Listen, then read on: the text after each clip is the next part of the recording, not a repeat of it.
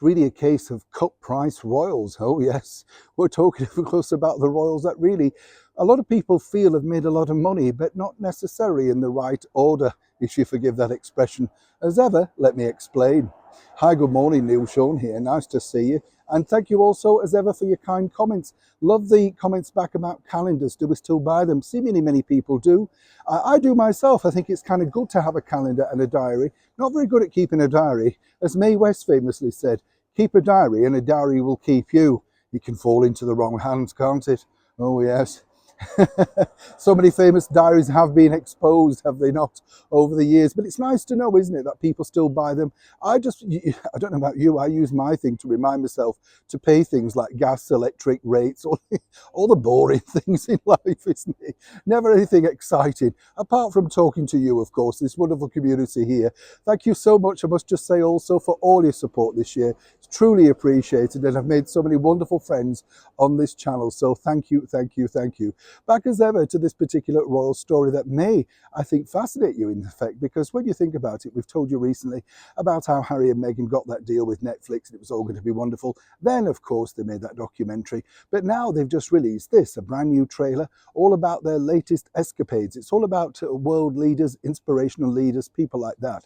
You know, we've got the Prime Minister of New Zealand, wouldn't necessarily put her down as an inspirational leader, but there you go. And then, of course, that old chestnut and favourite, the climate queen herself, Greta Thunberg, another one, you know, making a lot of money on the back of fear and intrepidation, one might say. What's interesting here, though, what a lot of people have not picked up on, is the fact that, you know, when you think about it, it's very much a cut-price production.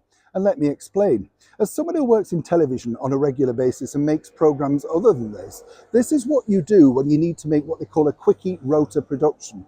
You get a top and tail, so you put the piece at the beginning, a piece at the end, and then voiceover. This saves Netflix an incredible amount of money. This is because, you see, you don't need to bring a crew, a lighting director, photographer, producer. All you really need is a voiceover booth. Plus the fact they save a lot of money on hair and makeup and outfits for Meghan, as one can imagine. So this idea, what they're doing, is very much a simplistic thing where, you know, you chuck the interviews together, clip them with B-roll, as they call it, pictures over the top, and bingo, you have a program. What's interesting here, though, is this could be part and parcel of the deal that they've said, we've delivered the programs that required, so many required of hours of programming. So they will get their money. But at what cost? Will you tune in or will you stream this particular program?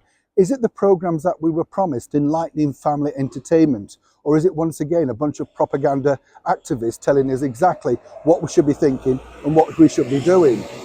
For a lot of people out there, you know, if you look at the comments so far, it's not exactly one of those things you're going to be putting down at Christmas thinking, wow, must sit down and watch that. And that really will be the bigger figure that the streaming giants are looking at. With plummeting stock shares and people, you know, not subscribing anymore, disinterested in the content. Is this really the way forward? But right now, they've got to look at cost cutting, as everybody has who is making television. And this was the fastest, most probable way they could get Harry and Meghan back in front of the cameras for a low rate, but more importantly, fulfilling their contractual obligations. As ever, when I know more, you'll know more. Neil Sean in the very heart of London.